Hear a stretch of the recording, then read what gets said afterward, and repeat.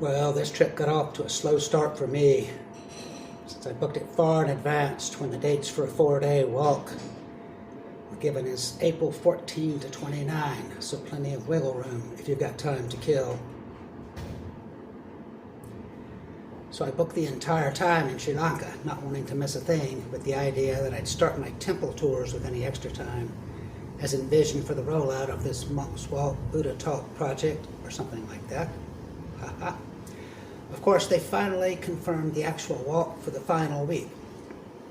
Still finishing up as I speak, on the 27th of April now, arriving here in Colombo tomorrow.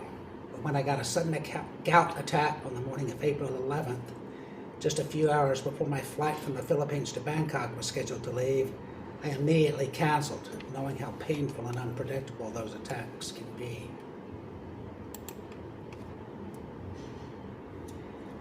In the meantime, I got very excited about the group of European-based monks who were going to Norway.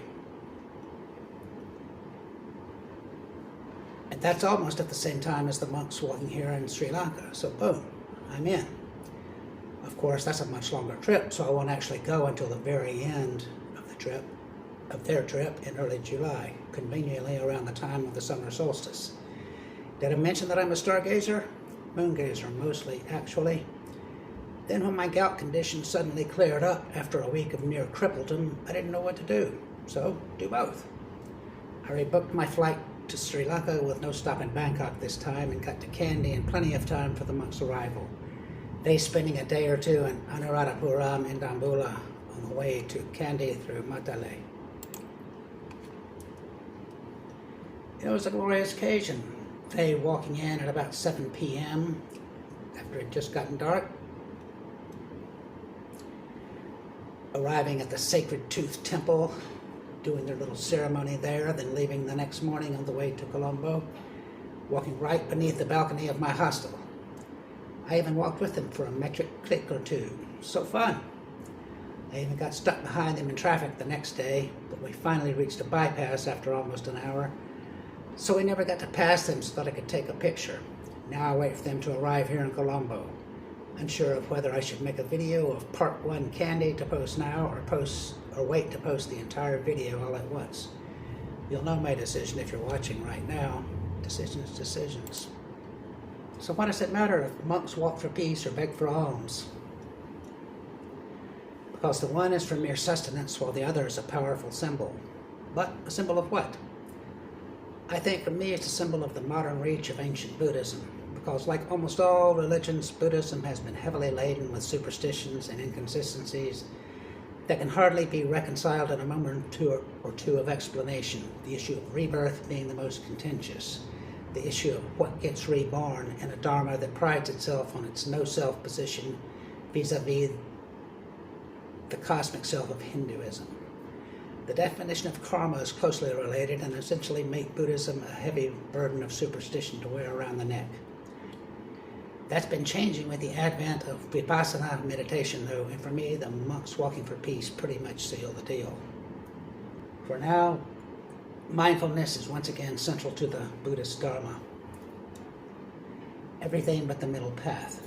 If anything, it's too simple to change the world, but maybe that's a central point. First we change ourselves, then we change the world.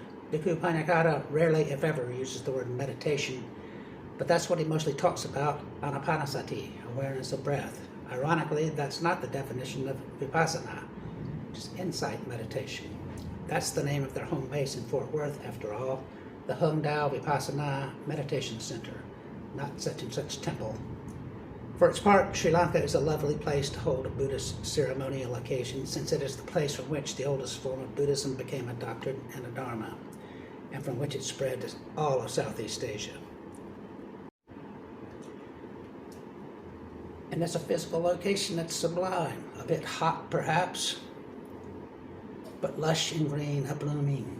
For its part, Kandy is an old royal capital and longtime center of Buddhism, while the main city, Colombo, is a modern metropolis that could match or surpass any of the Asian capitals, with the possible exception of Singapore, in terms of style and grace, and that look on my face. It's not bad, with the hardwood and white linen feel reminiscent of Victorian England, or my conception of that era. era. Candy is tiny in comparison, but neither feels squalid. Not what I've seen, just hot. That midday hot that leaves you sweating and too hot to eat, or to enjoy it at least. But the people are sweet, regardless of the heat, and any look of ferocity on their faces is more genetic than cultural. The countryside is beautiful too. It's a unique place, at the same time modern and classic, raw and polished. You should see it before it all changes. See you in Norway in July.